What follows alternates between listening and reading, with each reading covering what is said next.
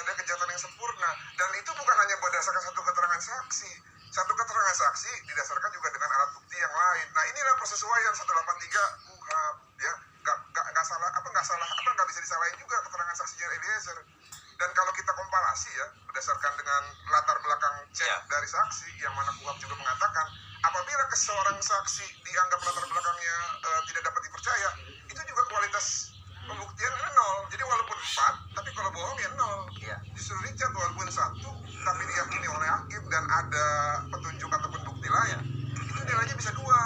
Nah, makanya saya bilang ya, akhirnya kan si Putri ini ganti celana pendek.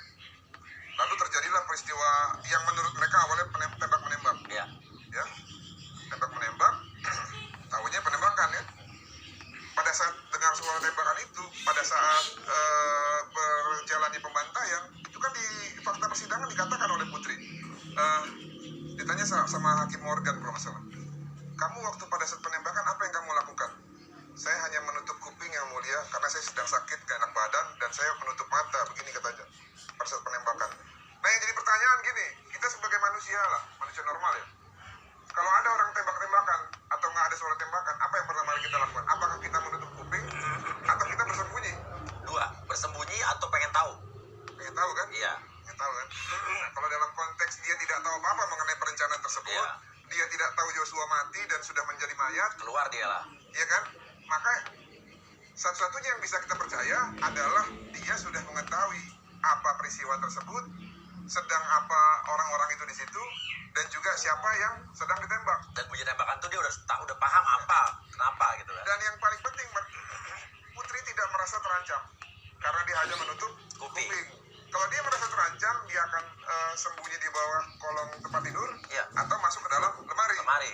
Dan ini tidak lakukan, maka ini menjadi salah satu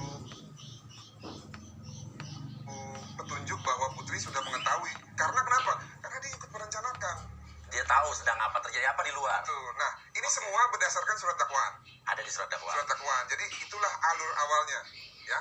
Itulah alur awal main pembuktian dari jaksa penuntut umum. Nah, kemarin. Oke, Mas lanjut dulu. Nah, kemarin kan ada pembacaan tuntutan. Nah, ternyata dari seluruh uraian peristiwa ini, ya, jaksa itu setuju bahwa memang Putri terbukti sah dan meyakinkan melakukan ataupun perbuatan pidana sesuai dengan pasal 340 junto pasal 55 ayat 1.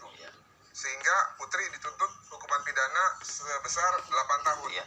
Dan menurut tuntutan tersebut yang dijelaskan oleh kejaksaan bahwa dia ini sama dengan penyerta yang lain, hanya tidak menghentikan tindak pidana dan turut serta, gitu ya.